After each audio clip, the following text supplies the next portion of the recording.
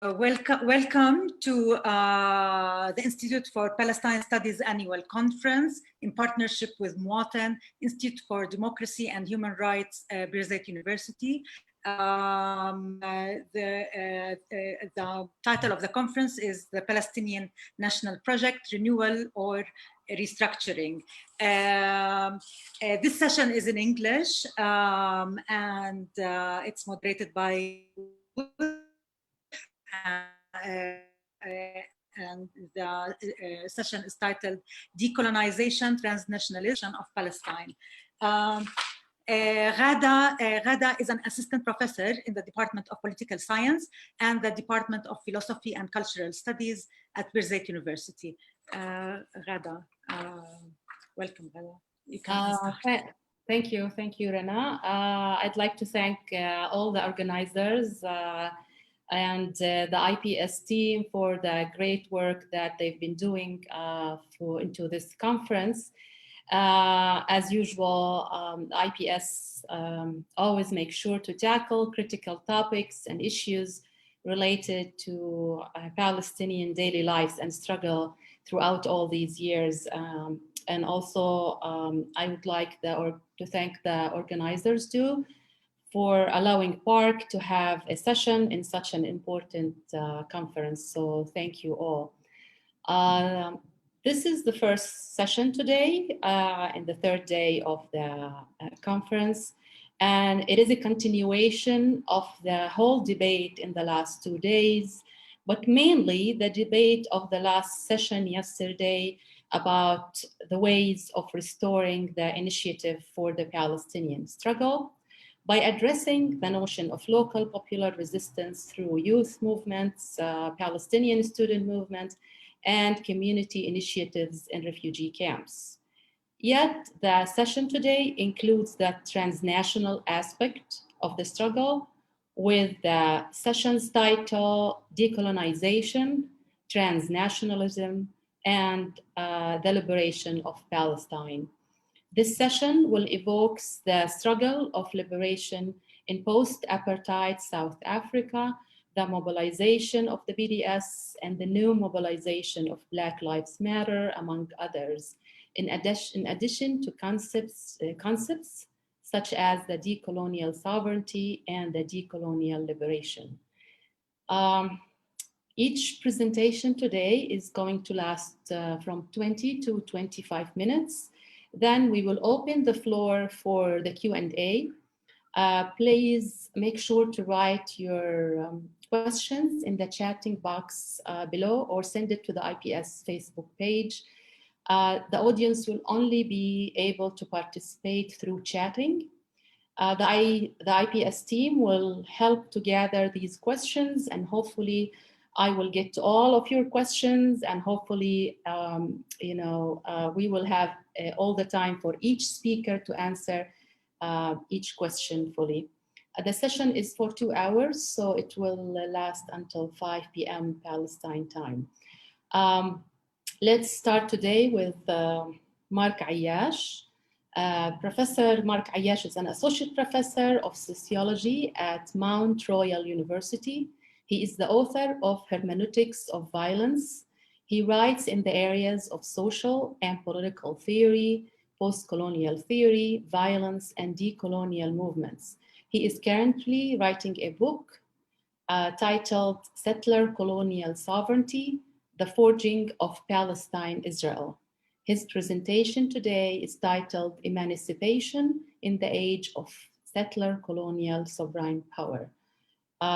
So, Mark, the floor is yours.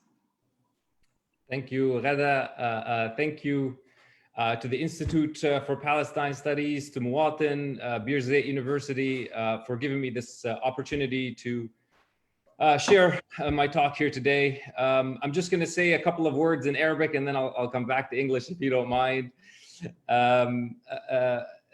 اسمي مارك مهند عياش. أنا انولدت بسلوان، عشت بسلوان، بريحة، بجعفاط.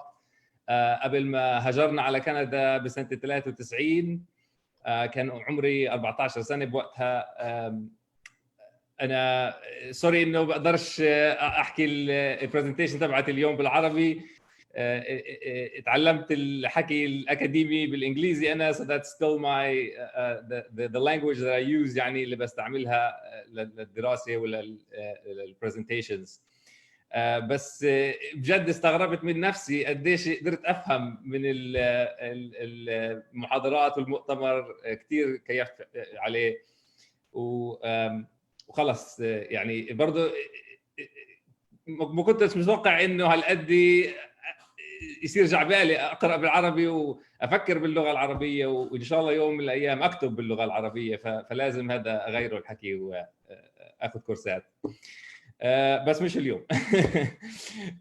فهلا برجع للانجليزي. So thank you. So the talk is about settler colonial sovereignty and what a decolonial sovereignty might look like. So what is settler colonial sovereignty, and how is that different from the notion of sovereignty? So sovereignty, of course, as a concept and as a practice, has a very long history that spans thousands of years. But I'm more interested in its European version because that's where the Zionist project comes from. So the Zionist project is very much a modern European project that is birthed in the context of the age of colonialism and empire in Europe. And it certainly follows some of the key dynamics of that particular kind of sovereignty that emerges in Europe. From the 15th century onwards, it can probably be traced back. This particular kind of sovereignty probably can be traced back to the First Crusades as well. So one of the key elements of this sovereignty, and I should also clarify from the beginning, I come at this from a more philosophical approach and perspective and theoretical perspective, political theory. One of the key elements of this kind of sovereignty is the claim to indivisibility. So what does that mean, the claim to indivisibility? More or less, it is about the assertion of a kind of omnipresent and absolute power that claims absolute control and mastery over a specified land-people combination. This is what underpins this modern version of European kind of sovereignty that also, like I said, underpins Zionism. And one of the key elements of that indivisible claim, it's not so much that it actually is found in practice, right? There's no power that has that kind of omnipresent absolute power.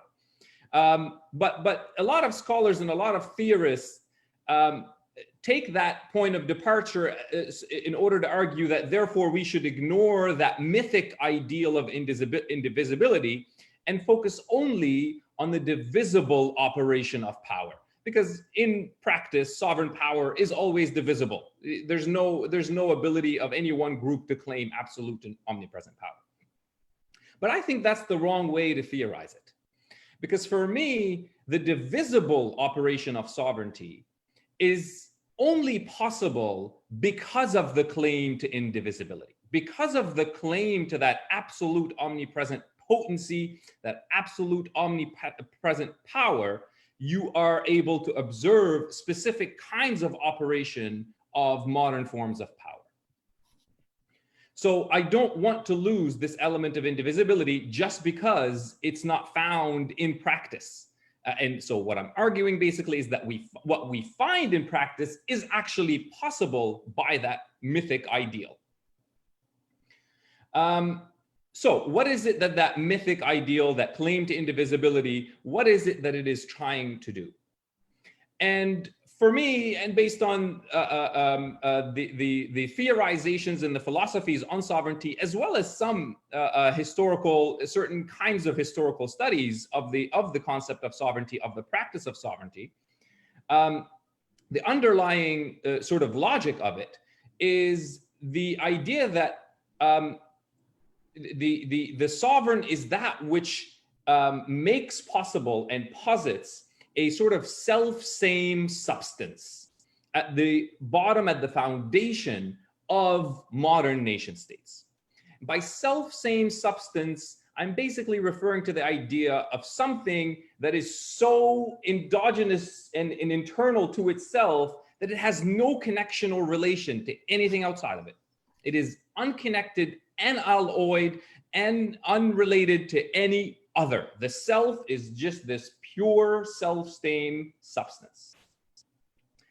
And this is one of the key ideas or the key reasons that I want to link this claim to indivisibility with the divisible operation of sovereignty. So to put it maybe in more political, practical terms, when we just ignore the claim to indivisibility, we tend to see modern nation states as something that exists and then goes ahead and pursues certain projects, whether it's colonial projects, settler colonial projects, trade projects, whatever the case may be. So we might view France as just an existing nation state that then goes out and colonizes Algeria, and so on and so forth. But really what is happening in that indivisible, when we pay attention to the claim to indivisibility, what we start to see is that actually the entire goal is the violent establishment and sustenance of that self-same substance. Those projects are offshoots of it, rather as projects that are enacted by an actually sovereign self. I hope that kind of made sense. And this is very much a work in progress, so please bear with me. And when we start to look at settler colonial sovereignty specifically as that which always is attempting to create that pure self-same substance, the Zionist dream of building a purely Jewish self that is unrelated to anything outside of it, and it is just unconnected to anything. And that self-same substance is then, you know, ensconced with violence. It's protected by violence. It's asserted through violence. The violence and that self-same substance are not going to ever be pulled apart. It's there at the very foundation. When we start to look at it that way, we start to see that that kind of logic, that kind of dynamic exists both at the foundation of the settler colonial state and is also that which exceeds it. And this becomes especially, I think, important in our case, in the Palestinian case, because we see this a lot in the dynamic of the settlers versus the state. Of course, for the most part, the settlers and the state work hand in hand. But sometimes, maybe not often, but sometimes they do operate outside of the accepted legal structure of the state.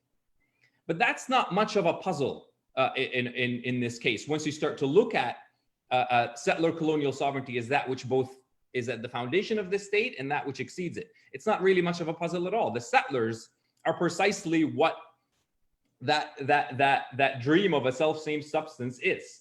And they are, in their actions, pushing the boundaries of the state. They're not going against it, they're pushing the boundaries of the state. They're at the frontier of the state, which is a very common feature of all settler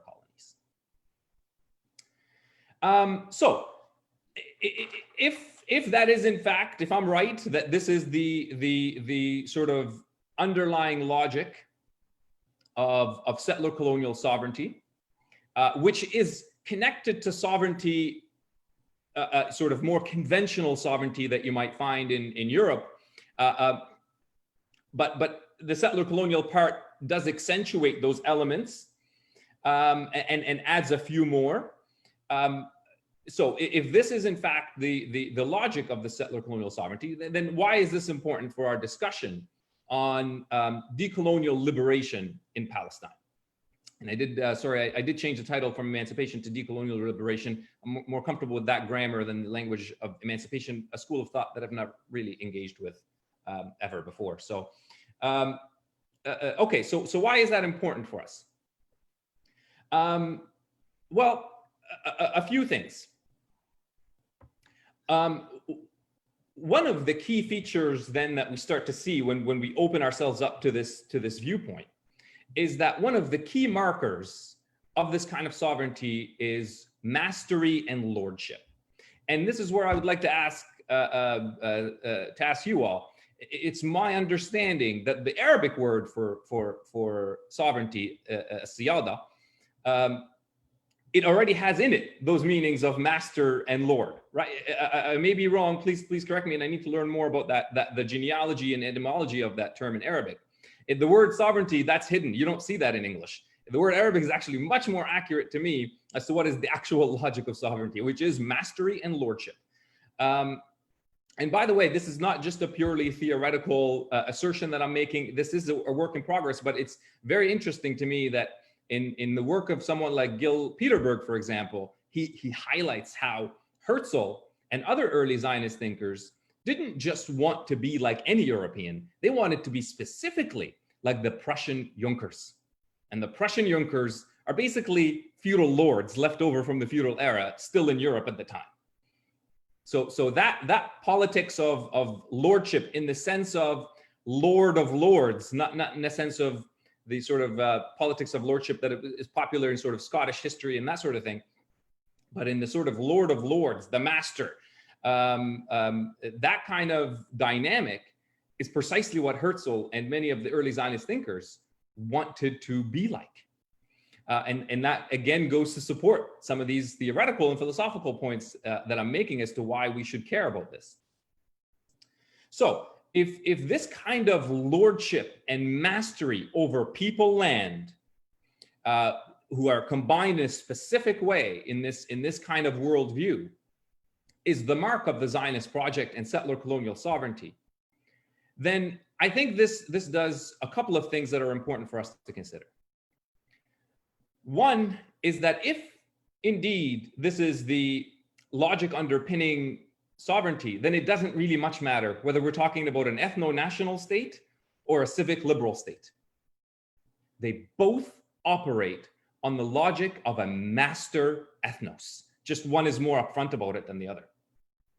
So when we talk about a one-state solution, for instance, we need to be very careful in making the argument that we can't accept a one-state solution unless we undertake a radical transformation of that settler colonial logic of mastery and lordship.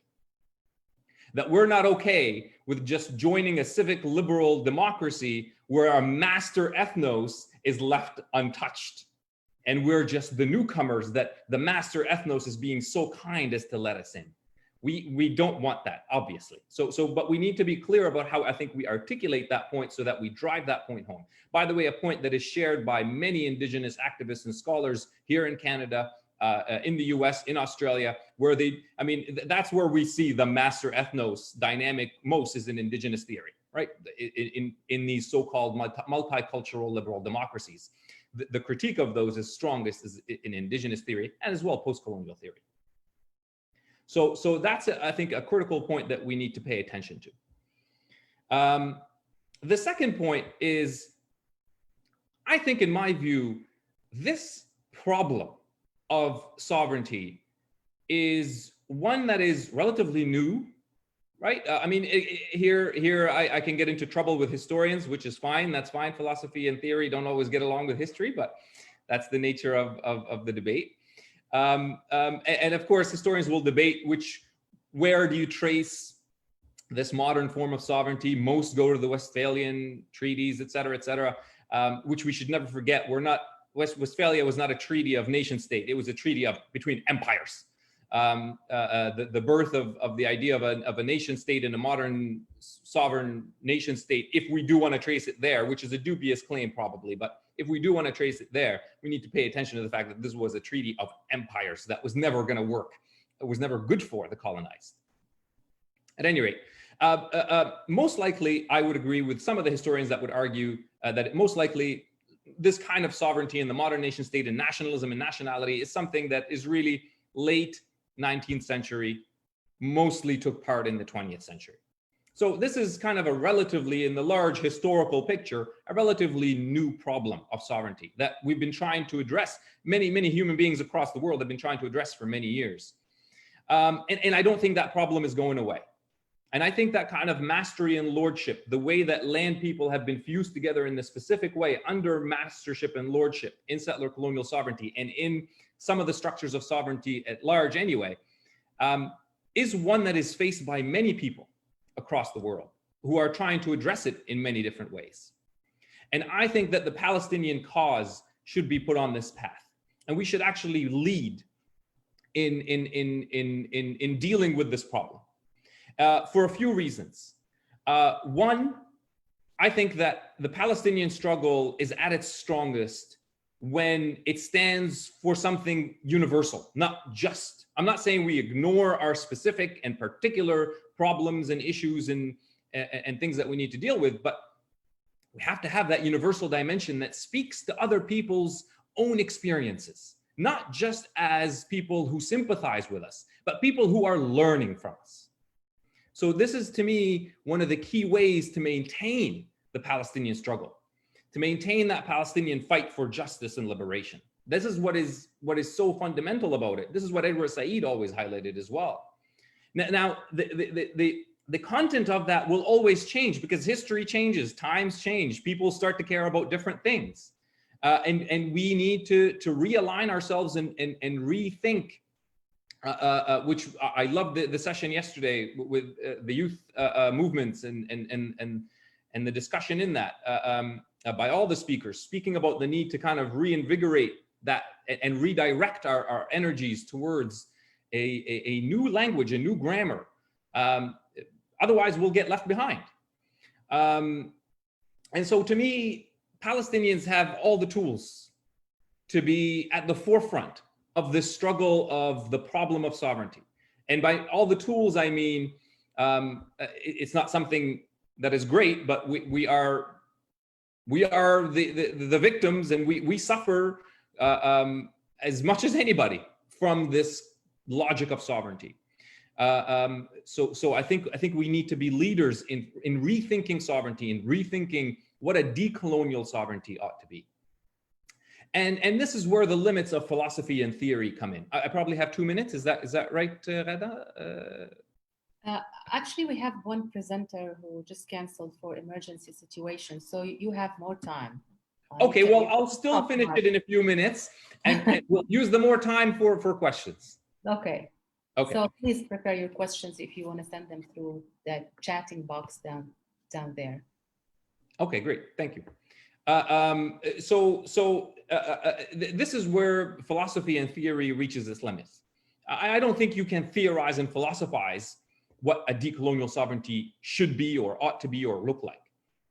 I do think, as one of the speakers also mentioned, I believe it was yesterday or the first day, I can't quite recall, I think it was yesterday, that change often comes from the ground and goes upward. And I am a firm believer in that as well, that real change and real direction for the intellectuals to then build up and develop, as Elias Khoury encouraged all of us to do, that the inspiration for that always comes from the ground. And I do think that there are certain groups and activities and forms of resistance that can be guides in this. I mean, as I mentioned in the beginning, I grew up, my political consciousness was awakened during the first Intifada. I was very young at the time, but I remember it, right? And this is something that has always stayed with me and will stay with me forever. But in that kind of a popular kind of sovereignty that was very different than the popular sovereignty that you saw in France and the UK and Germany and et cetera, right? Where I still think, those kinds of popular sovereignties, they had their progressive elements, no doubt, but they also still never really challenged that mastery lordship underlying structure. They just passed it from the body of the king to the body of the people without getting rid of mastery and lordship. And they passed it from the body of the king to the body of the people by killing and displacing and stealing from other people in their colonies. So it's not, to me, a model. The real model are these kinds of popular uprisings that happened during the Intifada, the way that people formulated their own popular committees and communities and decision making was happening in really sort of on the ground ways that is quite radical.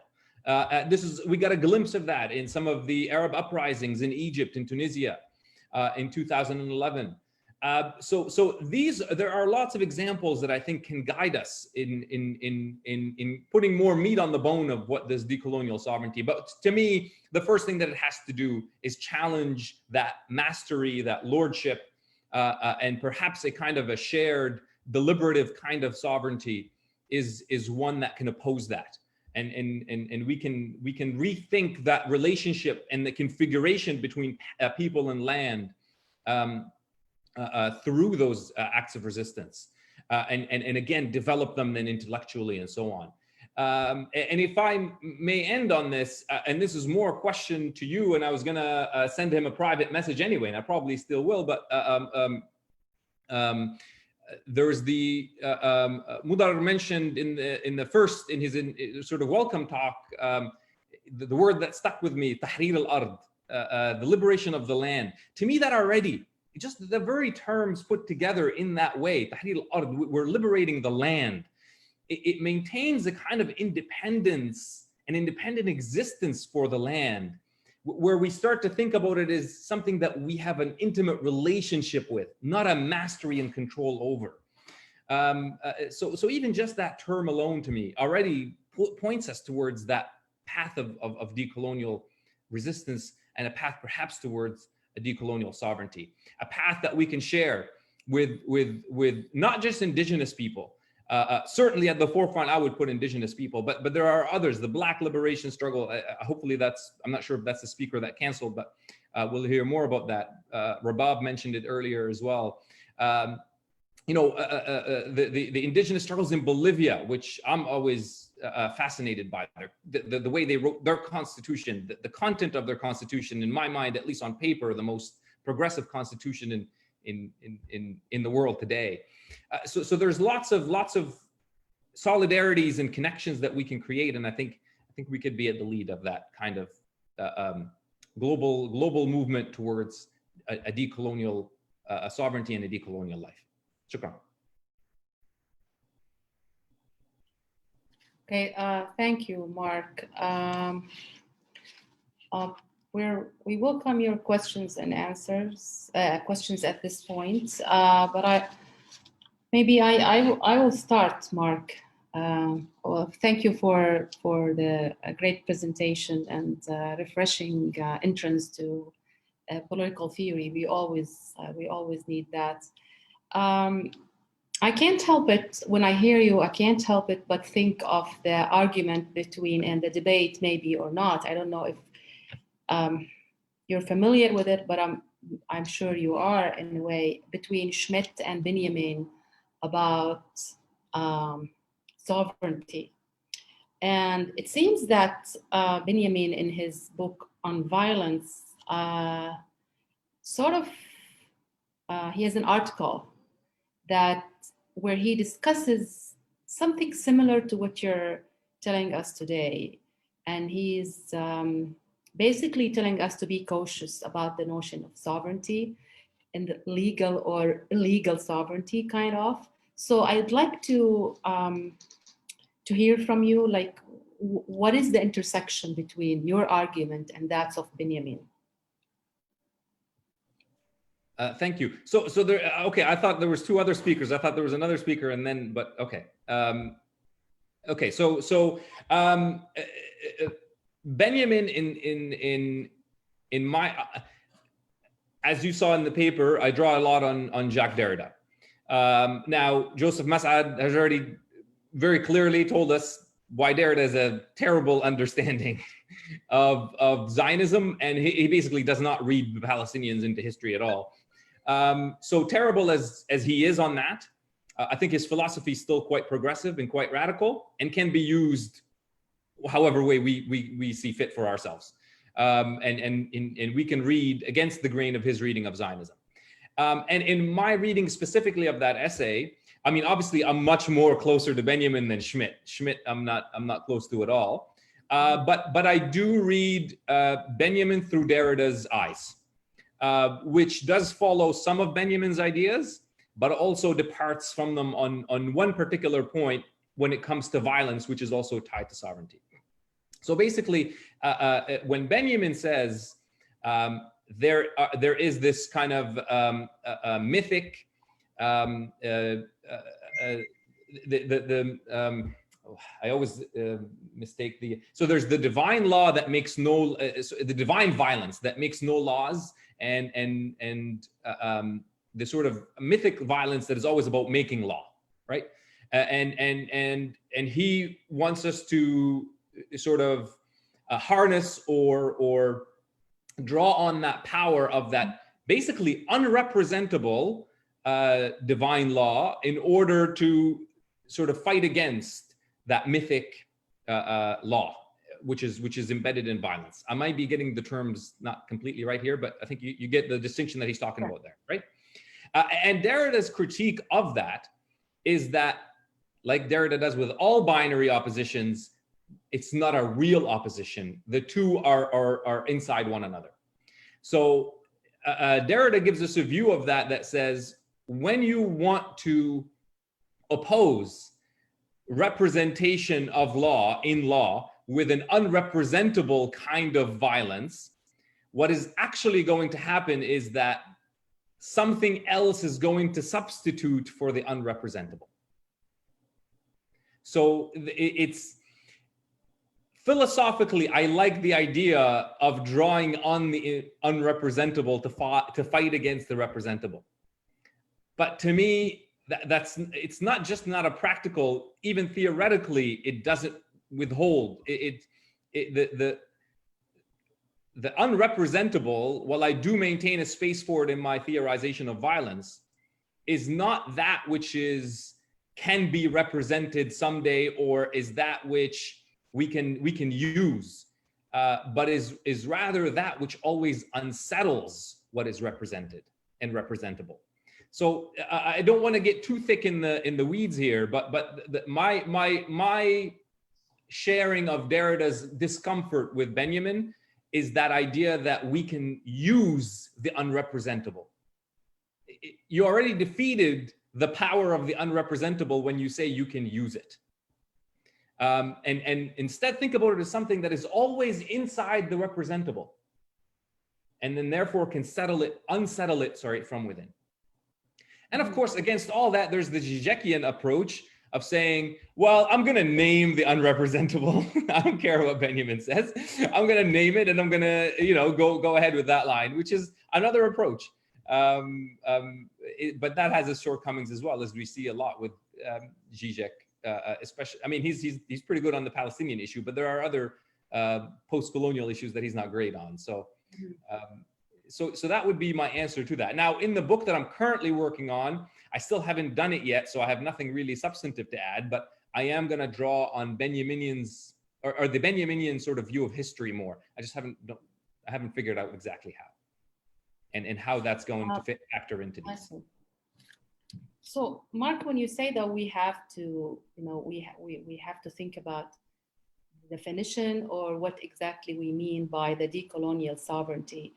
Are you assuming that the Palestinian political movement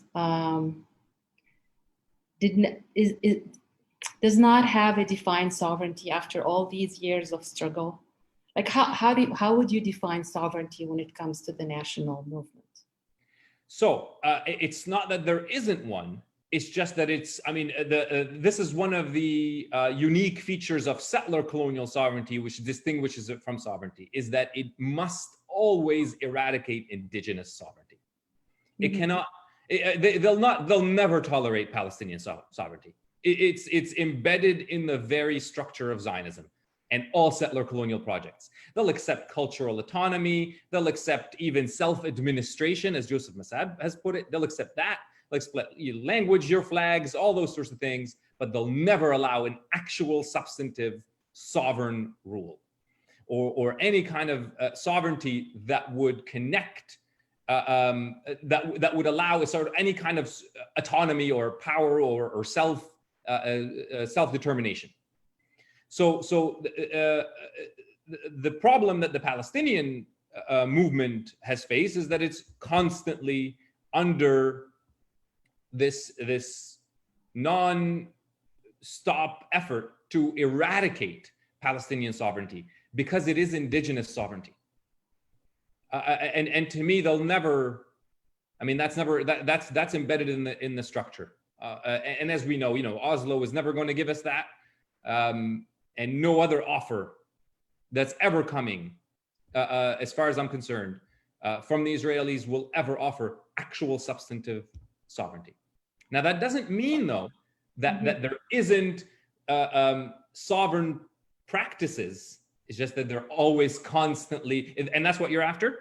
Yes, that's what I'm after. Where, in your opinion, how does the sovereignty of the Palestinian national movement manifested itself during the last 40 years? Because it seems that this is absent from. I know that's not your focus, but I think we need to hear about that too, because it has been a sovereignty in making, and it manifested itself in many ways, actually. Yes, no, absolutely, and I think you're right. And I haven't written the chapter on decolonial sovereignty yet, so that's coming. But I do view it as something that is practiced on the ground. I'll just go back to the example that I brought up in my presentation in the Intifada, right? So there's all sorts of popular sovereignty that is happening on the ground in particular ways. Now, again, I just want to affirm that it is always facing the threat of erasure and oppression and that omnipresent power, which is the whole beginning of the paper is about that, really. But that doesn't mean, I mean, the reason why omnipresent power never achieves its goal is precisely the decolonial resistance. That's what prevents it from achieving its omnipresence.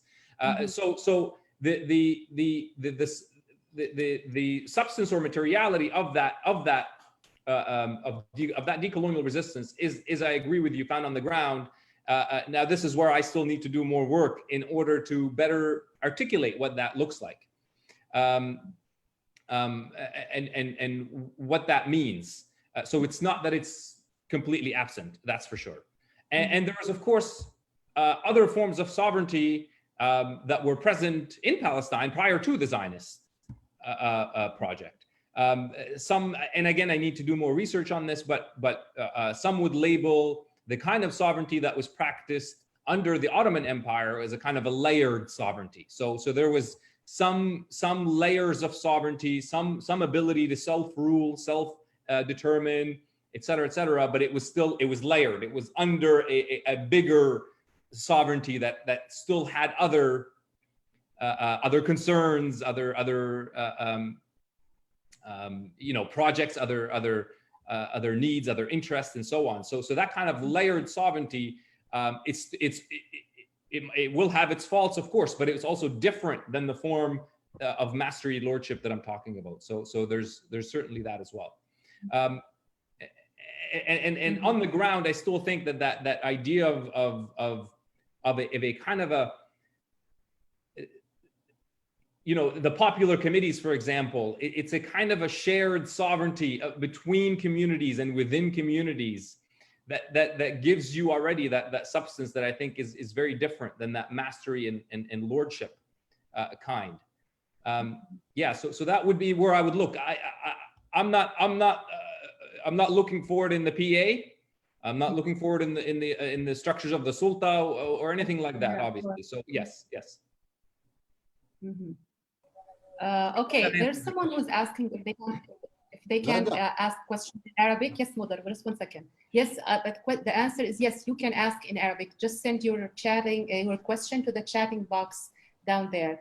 Ahlan Mudar, we're having Mudar with us. He's the head of Muwatan. You all know him, and we welcome you, Mudar. Tfaddal. Yeah, I mean, if you don't mind, since you have a missing speaker or two, but I thought maybe we can engage a little bit. I'm happy to meet Mark, by the way. Hi. Happy to meet you as well. Maybe we can engage, if you don't mind, in a slightly more vigorous theoretical discussion about two things: sovereignty and settler colonialism. I personally I'm very skeptical about both the terms. And let me quickly state why, and maybe we can chat a little bit about this. So when I think of the difference between, so first about sovereignty. So sovereignty needs a sovereign. There is no sovereignty without a sovereign. Sovereignty is about limitations, restrictions. Sovereignty is about obedience to someone, etc. And of course, there's always some sort of a de facto sovereign. The question is whether the sovereign is in a way representative or sort of accepted by the people, by the populace of that sovereignty or not. And my point is that if you are not free, you know, this is by the way one of the principles of Hamas. You cannot make sovereign decisions if you are not free. You cannot sit in prison and claim sovereignty, right? And we are in a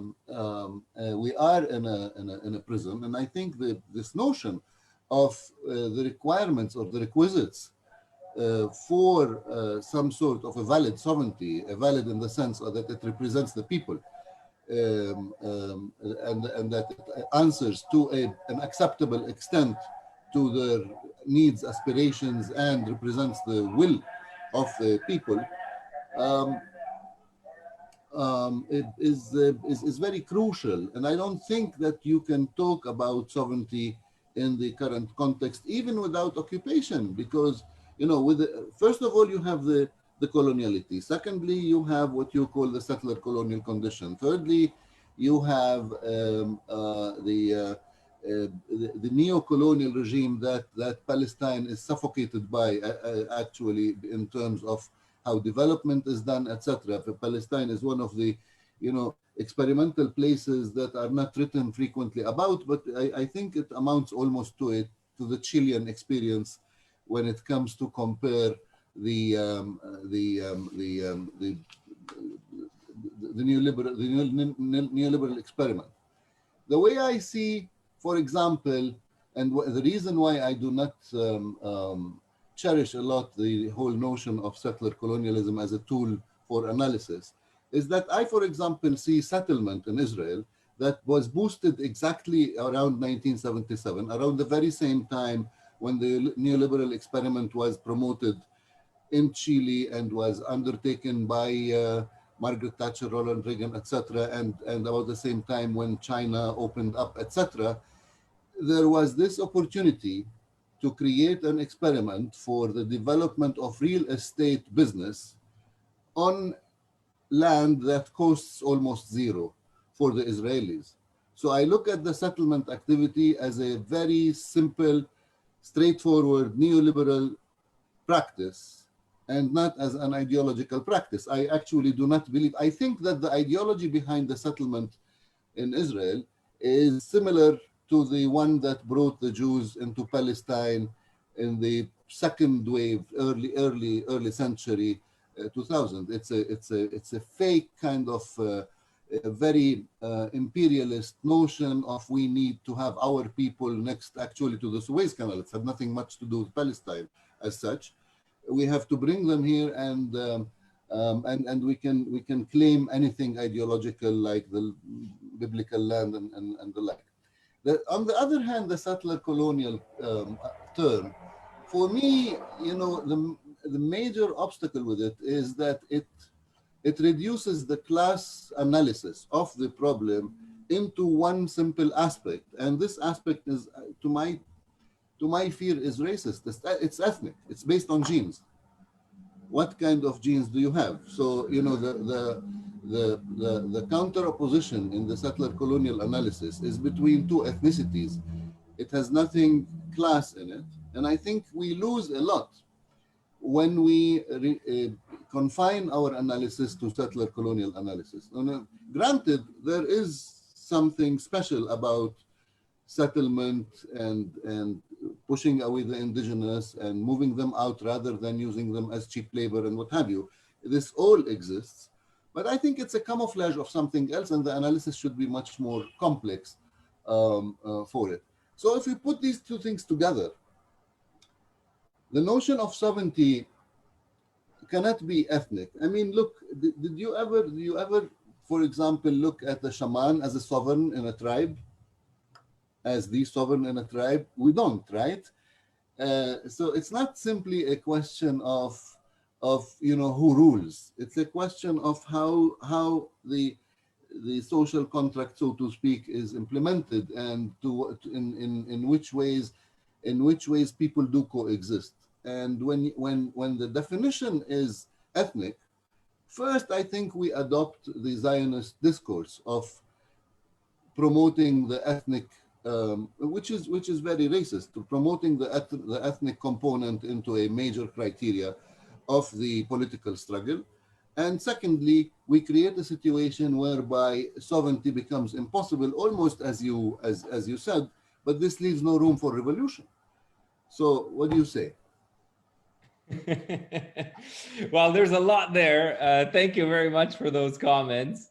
Okay, so let me start with the general answer, and that is that when I highlight the settler colonial aspect of settler colonial sovereignty, I do so because I do think that that is the most accurate way of defining the Zionist project.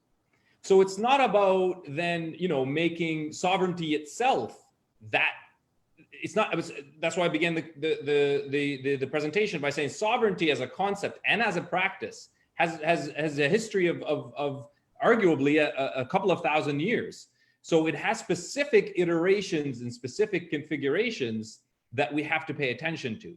And for me, the Zionist project is a racist, ethno-nationalist project, and therefore the use of those concepts in order to make sense of the nature of that project.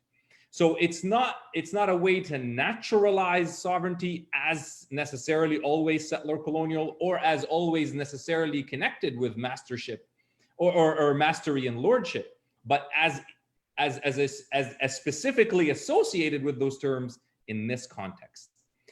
And I was also thinking that— Let me interrupt you for a second. My point was not that there is no specific nature of the Zionist project. My question is whether settlement and land is the quintessence of this project or something else. What I fear is reducing the whole imperialist nature into a simply colonial nature, removing the imperialist connotation of this project simply will disallow us from understanding it. And then you can analyze as much as you want. So when we define, we use a definition that fulfills our analytical needs. Definitions are, they don't come from nature, right?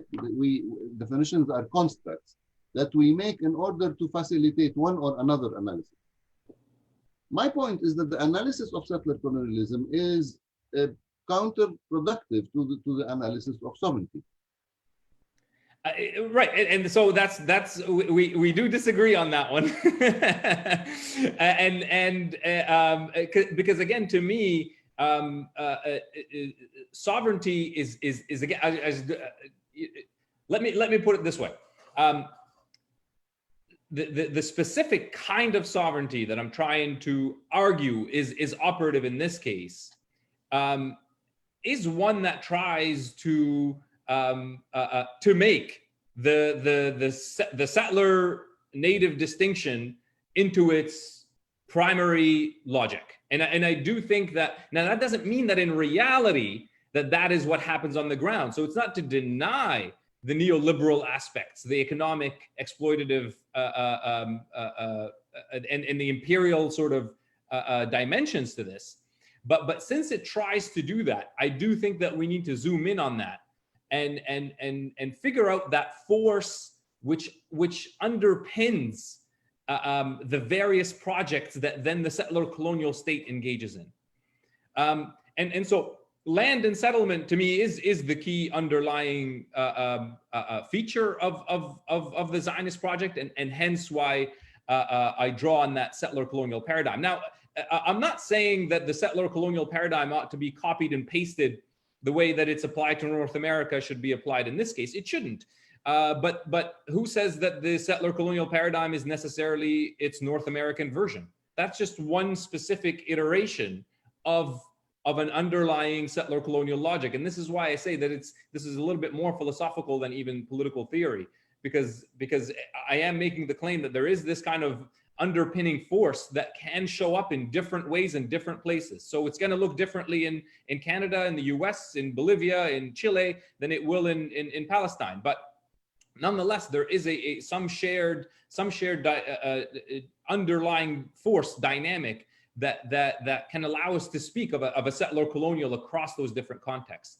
And you can combine the settler colonial paradigm with a critique of neoliberal capitalism, as does Glenn Coulthard in the case of Canada, for example, and he does that, I think, quite well. And I do draw on his work in the book. So there's a little bit of discussion on capitalism and neoliberalism in the book, but again, it's still a work in progress. So that would be my defense of the settler colonial paradigm. No paradigm is ever perfect, and they'll all have shortcomings. They'll all reveal certain things and conceal certain things. That's inevitable. And I do agree with you that it is an experiment like no other. There is post-colonial authoritarian power, there's neo-colonial power, there's settler colonial power, there's apartheid, there's all of these forms of power that do show up in Palestine, and they'll continue to I think even newer forms will be developed there. But to me, there is this still underlying force that I want to fixate on.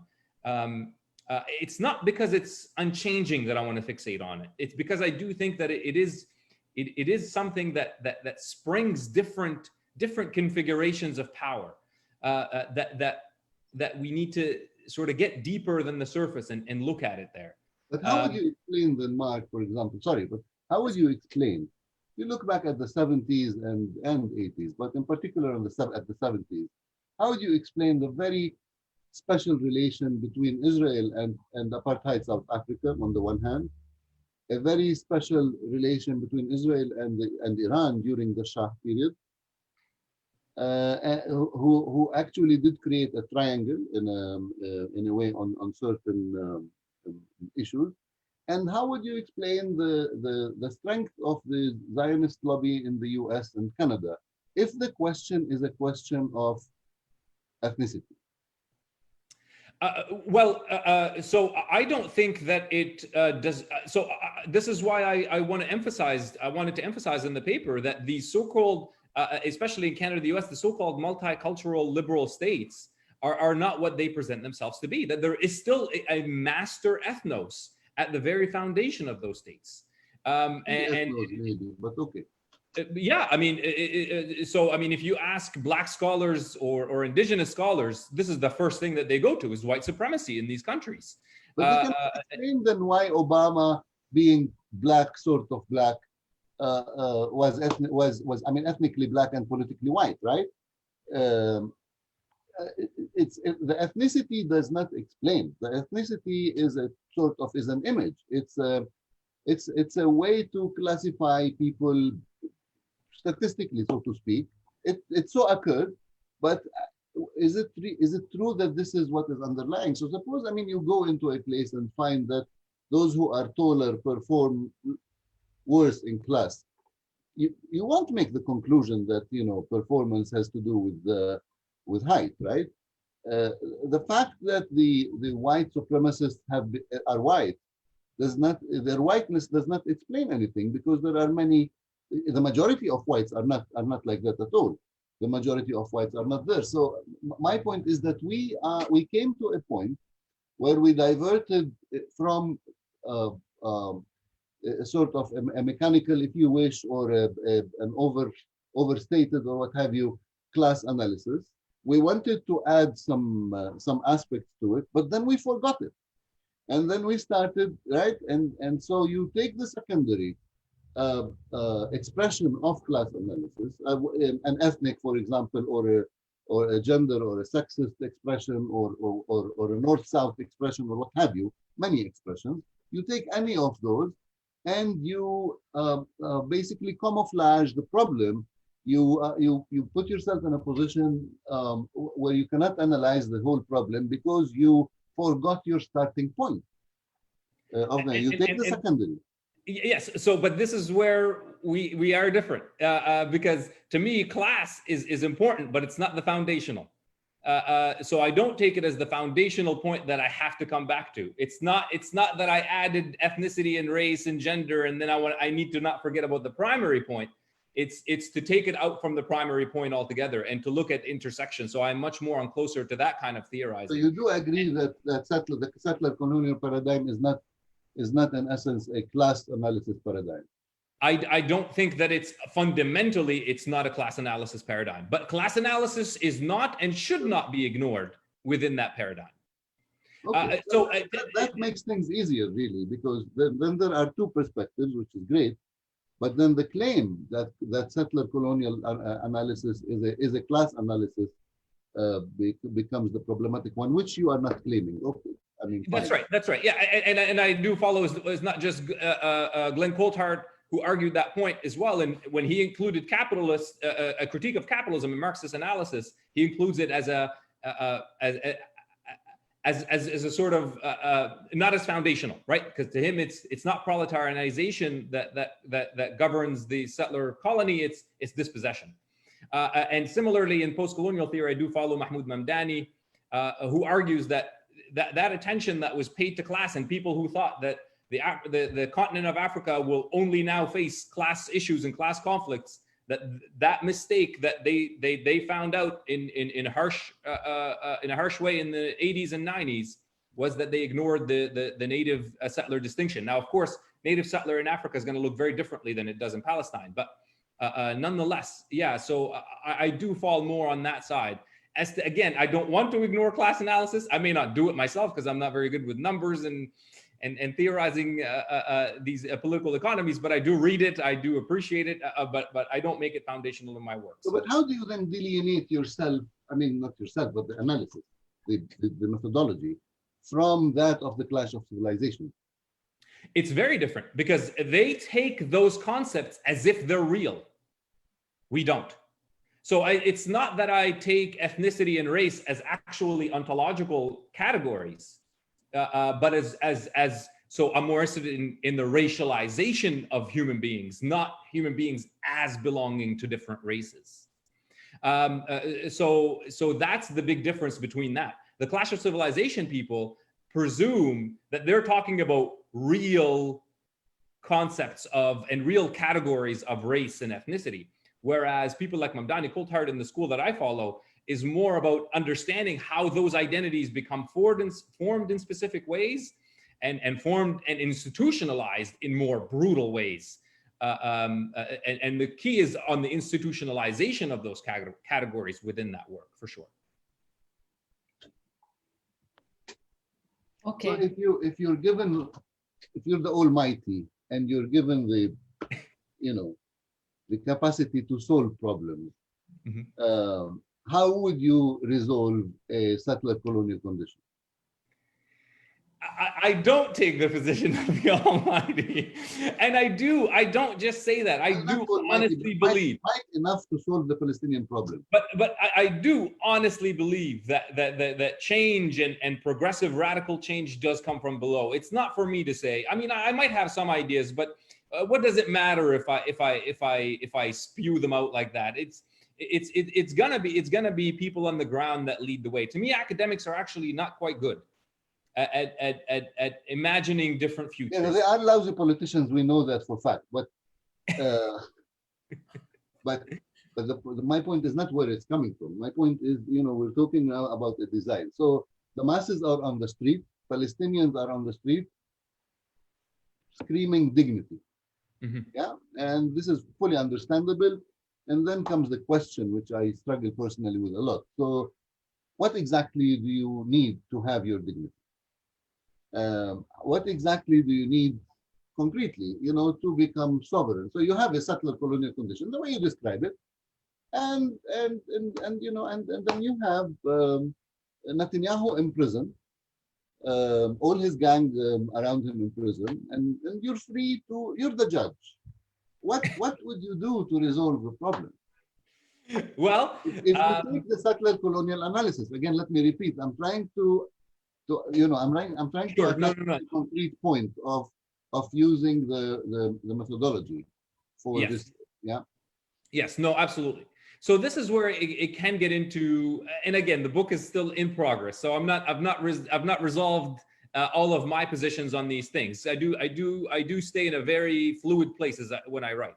Now, look, let me approach it this way. For Mahmoud Mamdani, the solution in Africa is to dissolve the settler-native distinction. Just dissolve it. That would and address the institution, because the institutionalization of those have led to an absolutely horrendous condition that in Africa you have to dissolve that settler native distinction. In mind or no, institutionally. It's institutionally first, but of course the hope is eventually in the minds as well, in the way people live.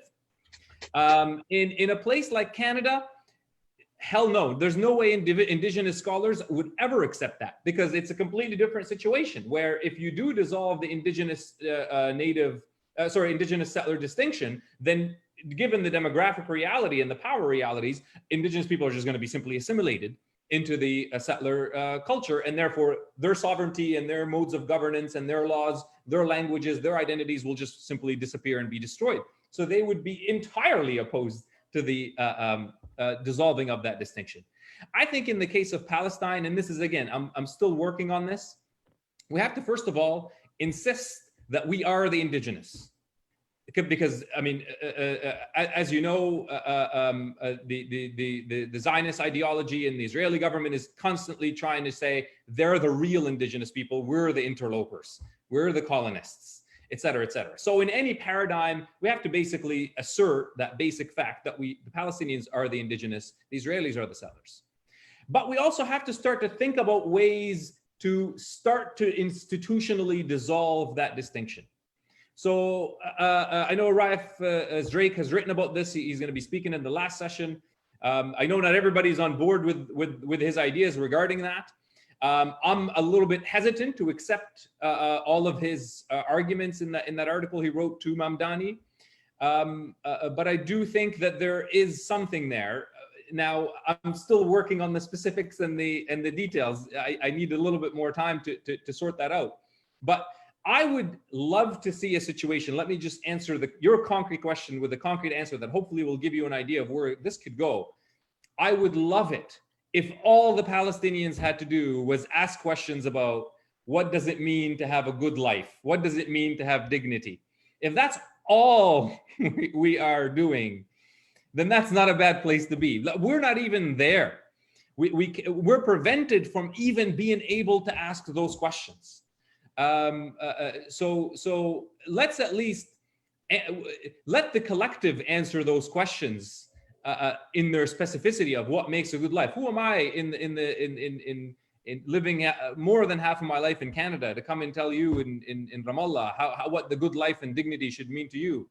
But I can theorize the path towards a space where at least you're able to have that conversation, and not just have that conversation, but actually institutional. I'm asking you as a scholar, full stop. I mean, the fact that you're in Canada is a personal fact. It has nothing to do with the methodology. My essential point is, you and I and Wagada and people around us here have the onus of, we do hold the onus of decolonizing our own minds in order to be able to initiate the debate on what does it mean to have dignity in Ramallah.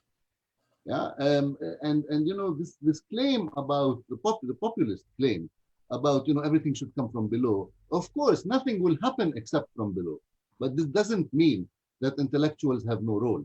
Oh no, exactly. So yeah, I agree with you. After having said that change is, you know, happens from below, is conditioned on what is below, is if it's not popular, then it will never last and it will never happen, and etc. This, I mean, having said all of this, you still have the duty to tell us as an intellectual what plans do we have, what plans do you design as a scholar for us, and then, you know, people can tell you, you know, let's leave this rubbish aside, or they will tell you, wow, we wanna make you the Palestinian president. I mean, or anything in between, right? I see Wagada wants to interview. Yeah, if you would allow me, it's a non-smoking session, Mother. You can't smoke. It is a smoking session. It's a non-smoking session.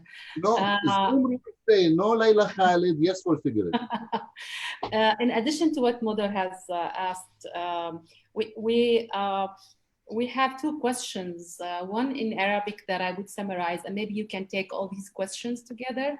And let me first just mention that the two of our speakers, I don't know what happened with them, but they're not showing on the chat, and one has apologized. The other is not showing up at all, and Andy is in the United States. I'm not sure what happened with him. So Mark, such an opportunity for you to be with Dr. Muttar and with the audience and with all this time, if you don't mind. طبعا yeah. Okay, so I'm going to ask you the question. في فراس أبريوش من الحراك الفلسطيني has a long question, so I'm going to just summarize it and make it relate, I'm going to relate it to the session. Basically, it's about the international sovereignty. How can you relate your argument? You've talked about a Lord of Lords versus the Lord, which is, this needs to be clarified even more. But can we, someone might claim that the Lord of Lords should be the international sovereignty if such thing exists. So this is basically the question Firas is asking. He's like, how can we basically take the PA to court? That's basically what he's asking for. Okay. And I know that's maybe in practice not your field, but I'm asking you if you may answer it theoretically. This is the first question. The second question is related. You mentioned to the one-state solution, and you said that we should be careful to basically advocate for such a solution, because we know that there are lots of Palestinian and some Israeli intellectuals who have been talking about the one-state solution. If you can elaborate more on that. And finally, this is coming from me. The paper that I've read for you has a lot more than what you presented, and I understand that. But maybe to make your presentation even more related than it is, especially on the ground today to COVID-19, I found what you've written about sovereign aspiration and COVID-19 beautiful. So if you can elaborate more on that. And then we go back to Mother. ماشي؟ Okay, thank you. بجد التدخين بذكرني بالبلاد, that's good. I like it. مع اني انا بدخنش. Enjoy. مدر من الجيل القديم لسه يعني ف. I would like. Yes. I'm the old guardian of. Okay, let me actually move backwards. I like the answering the questions in the backward order. I think that would work better. So we'll start with the COVID-19. So that is the half of the paper that I submitted, and that's going to show up in a publication, I think, in the next couple of weeks, Canadian Journal for Cultural Analysis. And in it, I basically do try to show what I mean about the operation of that power and how it can be understood better when we pay attention to that indivisible claim of omnipresent power. And for me, the COVID-19 pandemic in Palestine showed the three faces of that sovereign colonial power: control and governance over life, biopower, the control over death, necropower, and Jaspir Poir's idea of debilitating power, which for me, I understand it as a kind of rule across life and death. And to me, all three different forms of power are, they've been visible in Palestine for many, many years in different forms. COVID-19 isn't the new age, the new age of the pandemic that has introduced these powers. It's just the latest episode in seeing how that power operates in the specific case of the pandemic. So in case of the control over life, biopower, it's, the lockdowns of populations, and I tried in the article to sort of tie three different individual stories to each one. I used the story of Fadi al-Hidmi, who was, arrested for doing sovereign-like work in Jerusalem, helping residents of East Jerusalem deal with the pandemic. So therefore, he was acting like a sovereign, and that was enough to arrest him. I don't need to really see it more than that. Read more into it than that. It is any act that even appears like a sovereign act, the Israelis cannot tolerate. And therefore he was arrested, forced to wear a dirty, bloody mask, and so on and so forth. So that to me was an example of that biopower, that control over life, the controlling over rhythms of life and the day-to-day life of Palestinians that happens on a continuous basis that we can certainly observe in the COVID-19 pandemic. Then there was the story of Malik Jayusi, and that I use that as an example of the control over death. In terms of theorizations, Joseph Masad I used for the biopower, Achille Mbembe for necropower, and that's the control over death, where death is not an escape, and I'll just read from the paper. Death is not an escape from an imprisoned and occupied life. It is just another aspect of life that is ruled by the settler colonial sovereign. And we see that in the case of Malik, how he was, the second he showed any sign of death, even though he didn't have the virus, it turned out, but he showed any sign of death, he was controlled, collected, thrown out into the checkpoint, and left to die. If for all they cared, they didn't really care too much about that, as long as the death happened outside of the Israeli scene. And that shows the other aspect of omnipresent power, where not even the dead Palestinian body is allowed to register on the political landscape or in any kind of political grammar. The dead body is that which is to always be discarded and pushed away from the Israeli scene. And then finally, the rule across life and death, where I draw on the difficult work of Jaspierre Poire, but important work nonetheless. And here I focus a little bit about how the attempt, and here Khalida Jarrar, her story is featured. And here I try to talk about how the imprisoning of the Palestinian body is a way to try to debilitate the Palestinian body, to debilitate it to such an extent that it's no longer able to resist. And that's the kind of key aspect of debilitating power. That rule across life and death is to prevent the colonized body from even the ability to resist. And in contrast to that power, this is where in the published paper I start to get into how resistance found in Jarrar's words and in her actions and in the other prisoners that she lived with. As far as I know, I'm not sure if she's still in prison. As far as I know, at the writing of this, when I wrote this submitted it in end of June, she was still in prison. But how the sort of broken bodies in Israeli prisons tend to recreate Palestine within their cells. It goes back to the earlier point: you cannot be sovereign when you're imprisoned, which is certainly true to a certain extent. But in another light, there is the resistance towards that prevention of sovereignty there. That there is an effort to recreate within the present, following her words, that connection of the Palestinians to the land. That connection of Palestinians to themselves, to each other as Palestinians, and their connection to the world as Palestinians. And I didn't include in this paper the very last short conclusion that I have in the published paper, or the to be published paper, where I do end with a little bit of more on the Palestinian resistance angle. Just very quickly, it was supposed to be a 3,000 word paper. They let me have a few more. I think the editor likes us. Hopefully he's listening right now. He'd like that.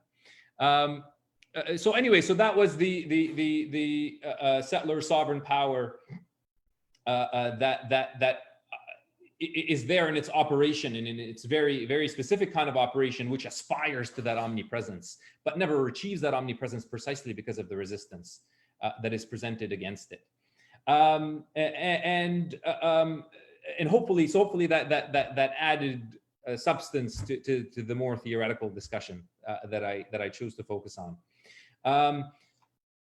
the point on the one-state solution. So this is, again, actually, we'll go back to Mudar's question to me about the practical solution, what I would like. I mean, I am a one-stater, but it has to be articulated in very careful terms.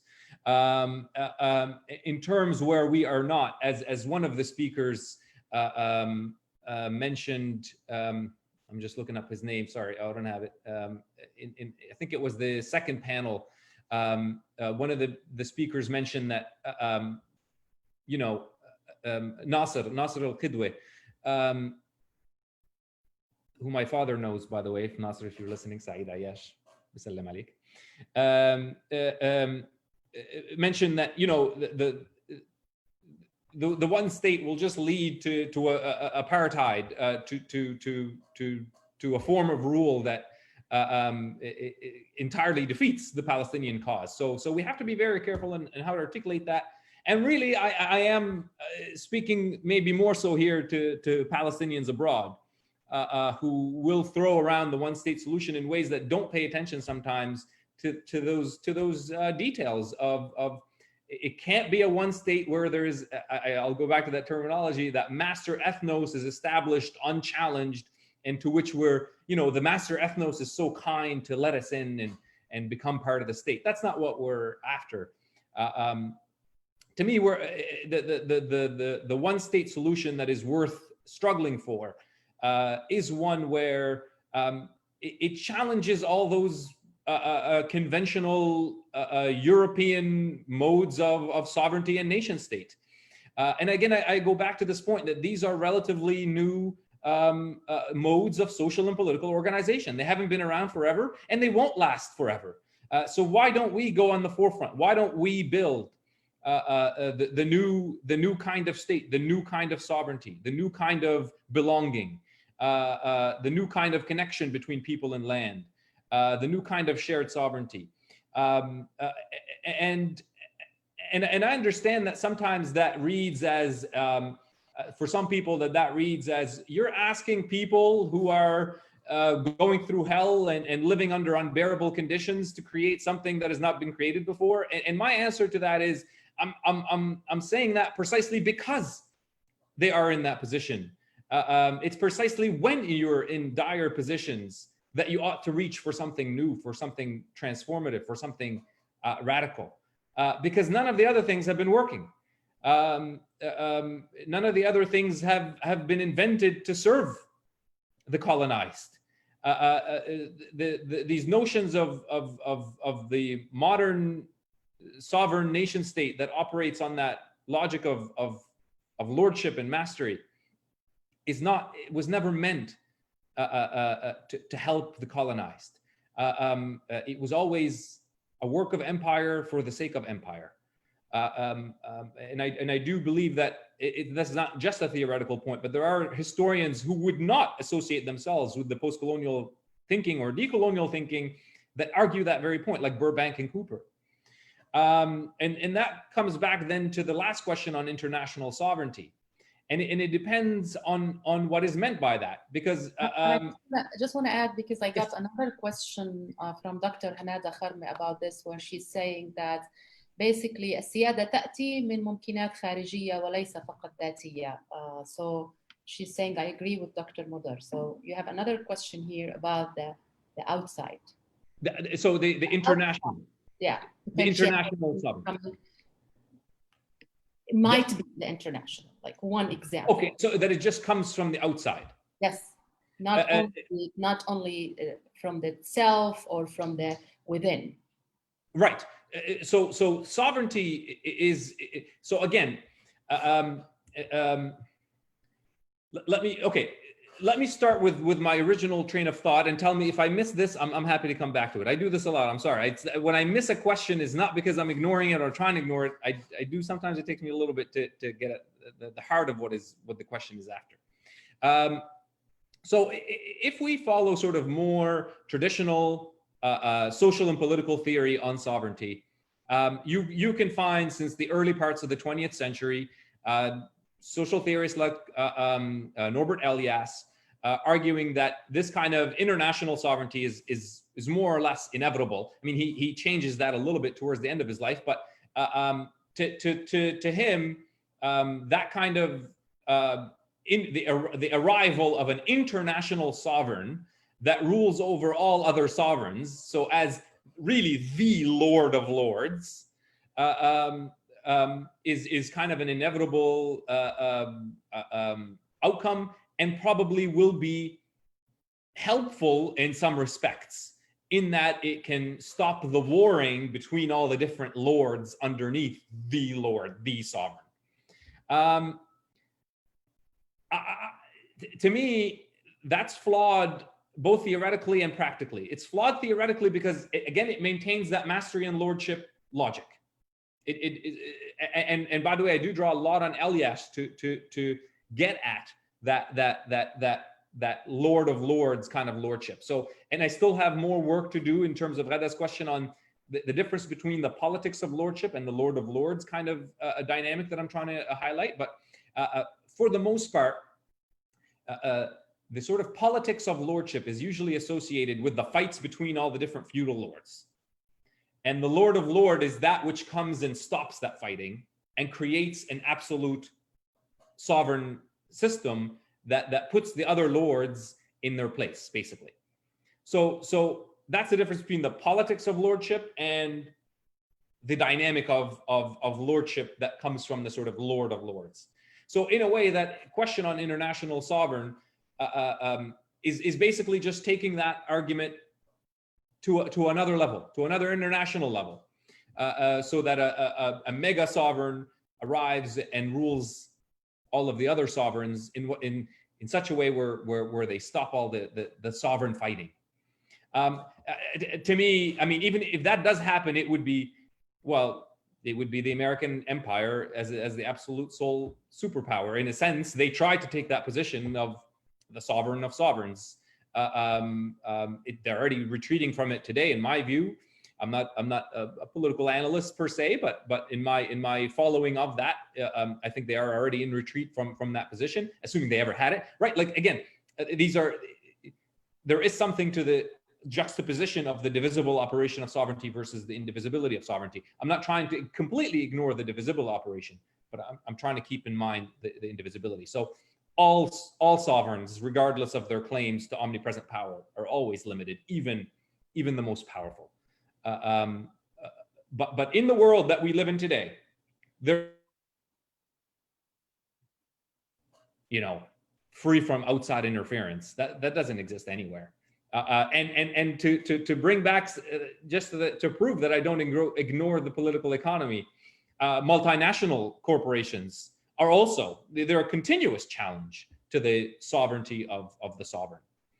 And some people have discussed, the ideas of sort of the economic or these companies as sovereign entities, which is not that new of a phenomenon. The British East India Company was given all the powers of sovereignty by the British Empire prior to the official establishment of the British Empire in India.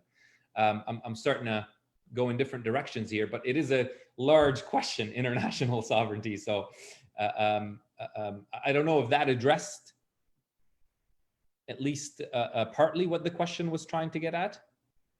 I think it did, but she's adding one more layers, or I think she meant something else, like البيئة الخارجية سواء دول أو طبقة أو جنس أو عمر. Basically the structure. The structure of it.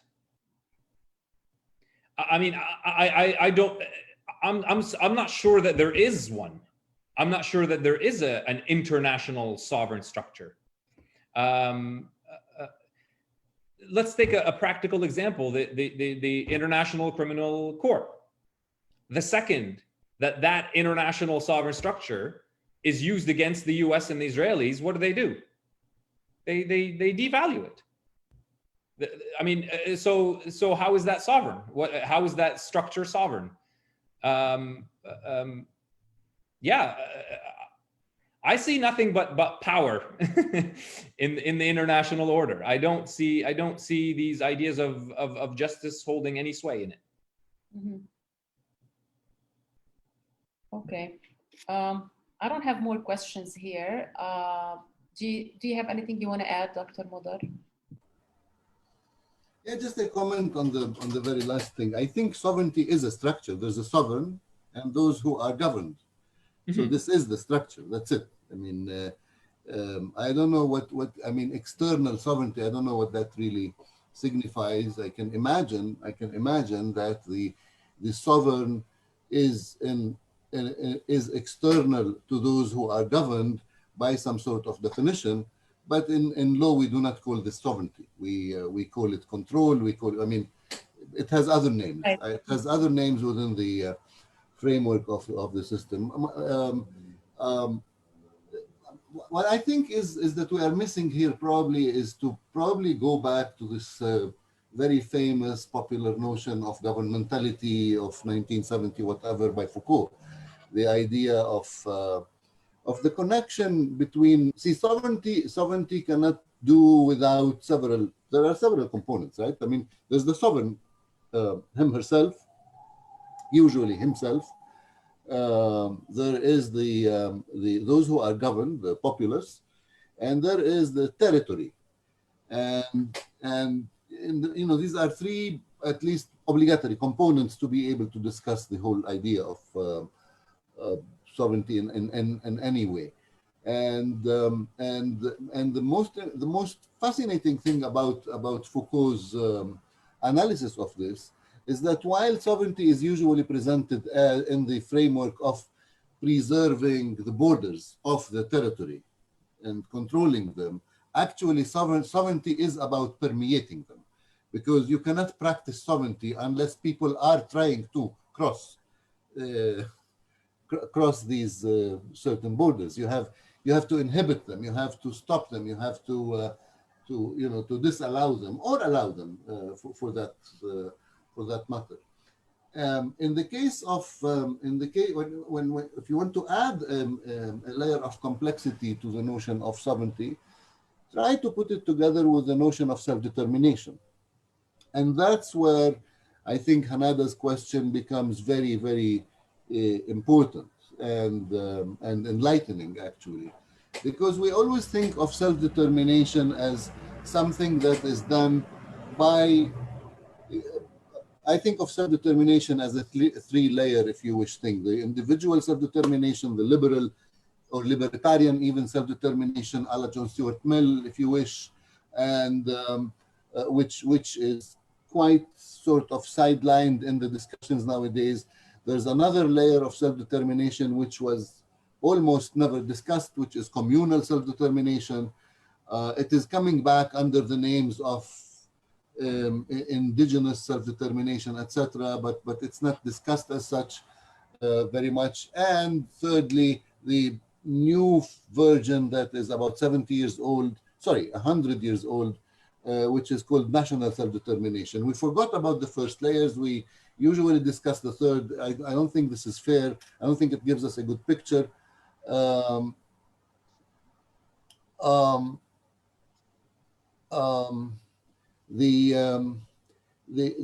The notion of self-determining needs the self to be defined, and the self-definition is most of the time, not most of the time, actually all the time, external when it comes to international law, when it comes to national self-determination, which is a concept of international law. How does that happen? You have to have recognition by the UN, you have to have recognition by the neighboring states, your borders should be defined, identified in order to define the self that does the self-determination. And so sovereignty is impossible without defining the self of that populace that needs to self-determine. And here the external factor becomes an obstacle, in the sense of, if the self is externally defined, the self-determination cannot be autonomous, and there will be no self-determination in principle and by definition. I'm talking logically here. In politics, of course, we don't use formal logic. What we use is real life, where nothing is really absolute, which is true. And we look at levels of self-determination and levels of sovereignty and so on and so forth. But then even to do that, we have to have a mental diagram of what these terms mean and what they designate and for what do we really use them? I mean, why do they exist, and how do we utilize them in the case? The one thing that I fear, you know, in all of the analysis that you are adopting, Mark, and you know, this is something that I know is very, very widespread, is, you know, when you tell me that, for example, we are the indigenous people, I feel indigenous. I mean, I'll tell you frankly, I fully feel indigenous. If I'm outside Ramallah, I feel homesick. So this means I'm indigenous. In a way, to me, indigenosity is a form of self-determination. I decide that I'm indigenous. Yeah. And I don't need anybody to tell me, you know, who's indigenous. And I really don't care if my ancestors came from Greece or from the Arab Peninsula. I couldn't care less really at all. And I don't care who was here 3,000 years ago. And if you remove the notion of property, ownership, which is the very modern, pretty much modern sort of capitalist concept, if you just remove it, because nations existed before capitalism, right? And people, sorry, not nations, people, people existed. I think that conditioning my right to self-determination on belonging ethnically to those who were here first is actually a Zionist argument. And I don't want to take it. I don't want to take the indigenous argument. I am here because I am here, and I have a right to be here, and I have the right to self-determine, etc. I don't know why we should accept the ideology that comes with Zionist expansionism that needs a pretext in order to be here, which is the indigenous question. I mean, the indigenous argument is actually a Zionist argument in the case of Palestine. So I agree with pretty much everything you said. And I think it's actually pretty good settler colonial analysis, to be honest with you. But the reason why I mentioned that we have to as well, in our paradigm, in our analytic, insist on the indigeneity or the identity of the Palestinian as native is precisely because of the Zionist efforts to switch that on its head to enable the erasure and the elimination of Palestinians. So that's why I think in that very convoluted technique, Mark. Sorry? It's a convoluted technique to accept the opposite in order to flip it. Like, well, no. Let me remind you. Did you know this joke that Zizek keeps using about the natives? No. Oh, give me 1 minute. I'll tell it briefly. I mean, so there's this white progressive scholar in the U.S. talking to an audience. Briefly. We have to end soon. White progressive scholar talking to an audience, sitting in an audience. Sorry, and there's this Native American speaking, and he says, "We the Red Indians." So the guy tells him, "Stop! You should call yourself Native American, not Red Indian." He says, "No. I prefer the notion of the Red Indian. First, to remind all you whites that how stupid you were because you thought you were coming to India. But secondly, because what do you mean by native? Like I belong to nature, and you what belong to the civilization? I don't like the term native." And so in this sense, you know, the claim that those who brought civilization to Palestine were the Jewish immigrants is, I mean, we're on the same page with all of that, absolutely. But let me just add it to that. The reason why the settlers in North America knew that these were not Indians. The reason why they kept that term was not due to ignorance. It was due to the fact that they wanted to legally flip the picture and make them sound like they are immigrants, and that the American settlers are the real natives. So there is, you know, it's not, to me, it's not a simple cut and dry question. So that's why I said as well, I am for dissolving the native settler distinction in Palestine, but that has to be done with a lot of care, because if we don't, again, we fall into that trap of if you blur it without making certain claims on the Palestinian right to the land, then you're blurring it in such a way where we're going to get eaten alive from within. And that's again why indigenous scholars in Canada are resistant to right to the land mean, Mark, really? What is it? I mean, I think the connection to the land and the right to the land is the core essence. The connection to the land, there are two ways. Like, connecting to the land means connecting to nature. That's one meaning. Connecting to the land, the right to the land means ownership, private ownership in particular. So and these are two really different things. What are you talking about? Well, I'm not talking about the right to ownership in the capitalist modern nation state lordship mastery type of register. That's not what I'm talking about. Okay. So but it's not. But the opposite to that. But the opposite to that is not what the colonialists assert, which is that it's the uncivilized, barbaric, backwards, just part of nature. It's just a different way of governing our life on the land. And that can happen in a variety of ways. Mark, I have a question very much related to this discussion. It's from Iman Abu Saada. She's asking, who owns power? Control the narratives. Sovereignty could be achieved only when people start to own power. And it could happen when people, excuse me, when people believe that they can resist and make a difference in their lives. In our case, we lost faith in ourselves. I'm not sure about that, but in ourselves and in our ability to resist. What do we need to reach that again? What do we need to reach that again? I mean, in terms of the panel yesterday on the Harakat Shabab, they gave better answers to that than I can give in terms of what needs to be done to reinvigorate, if it's in need of reinvigoration, that resistance, and given it that direction.